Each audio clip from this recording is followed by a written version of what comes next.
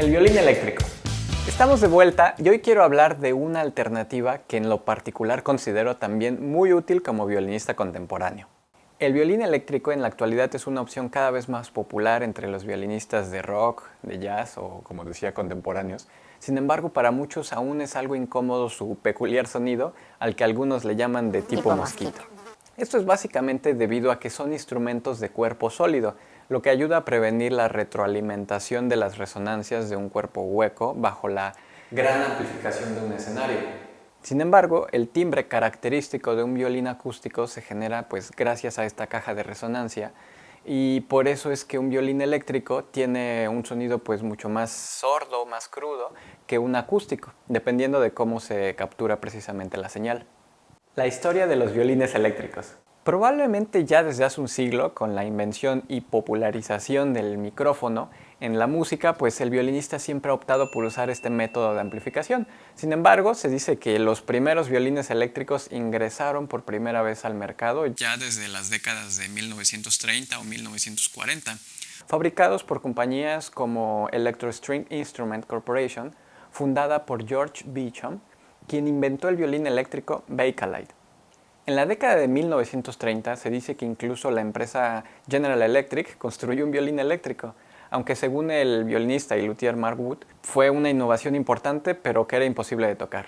Tenía un megáfono conectado para amplificar el sonido, tal vez algo así como el violinophone de Stroh. En esta misma década, en Francia se inventó el Maconin Violin, donde hicieron pruebas adoptando técnicas utilizadas para altavoces radiofónicos o fonográficos. Otro ejemplo europeo un poco más funcional fue el del español Luis Nicolás Gómez de Lázaro, patentando su diseño en 1948. Se considera que el primer violinista en amplificar su violín fue Joe Venuti, violinista de jazz, quien utilizaba una innovadora tecnología de Harry D'Armond, a quien se le atribuye el desarrollo de la primera pastilla de guitarra desmontable. Era una especie de micrófono que se adjuntaba al instrumento, se pegaba, y esa tecnología fue la más utilizada en esos tiempos. Dado que amplificaban un violín acústico y no uno de cuerpo sólido, sufrían la misma retroalimentación difícil de manejar.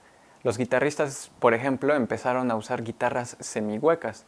Fue entonces cuando surge Bioelectric, de Frederick Kisling-Bury, usado por el que se considera como el primer violinista eléctrico, Stuff Smith.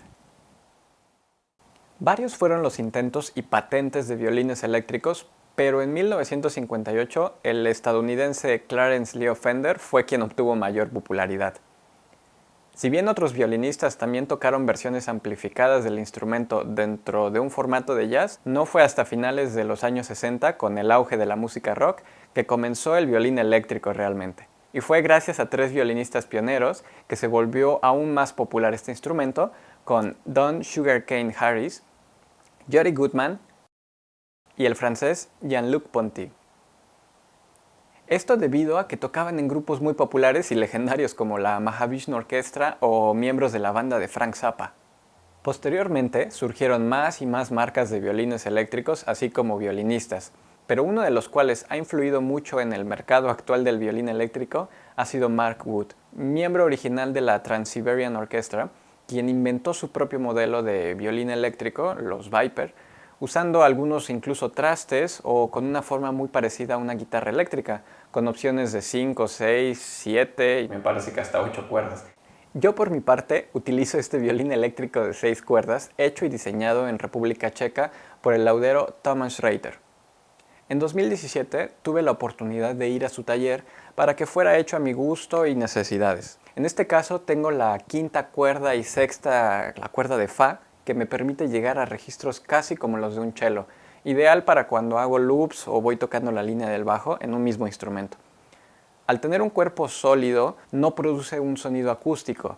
Es necesario conectarlo a un amplificador como lo harías con una guitarra eléctrica, pero es ideal cuando quieres practicar en casa.